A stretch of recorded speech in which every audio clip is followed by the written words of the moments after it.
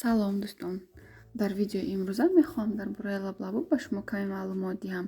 боварӣ дорам, ки лаблабуро шумо дар бисёр хӯрокҳо истифода мебаред. вале медонед, ки лаблабу чӣ витаминҳо дорад дар таркибаш ва ба организми мо чӣ фоида меорад?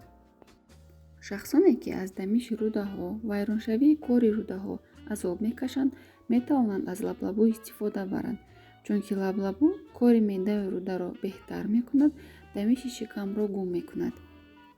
лаблабу инчунин манбаи бетаин мебошад. бетаин ин аминокислотае аст, ки ба кори ҷигар кӯмак мекунад. онро аз токсинҳо муҳофизат мекунад, вайроншавии ҳуҷайраҳои ҷигарро пешгирӣ мекунад.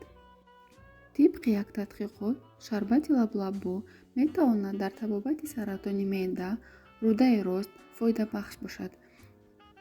дар саноати дорусозӣ бетаин аз лаблабу гирифта мешавад ва дар шакли таблеткаҳо дар аптекаҳо фурӯхта мешавад.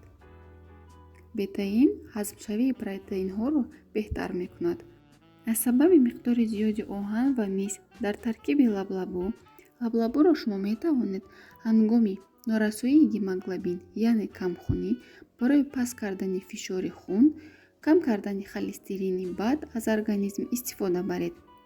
барои беҳтар кардани саломатӣ, баланд бардоштани иммунитет, тавсия дода мешавад, ки шарбати лаблабуро дар як рӯз 3 маротиба пеш аз хӯрок нӯшидан лозим. барои тайёр кардани шарбати лаблабу на танҳо аз худи лаблабу, аз баргҳои он низ истифода бурдан лозим аст, чунки баргҳои он низ хело витаминҳои зиёд доранд ва ба организми мо фоидаи зиёде меоранд.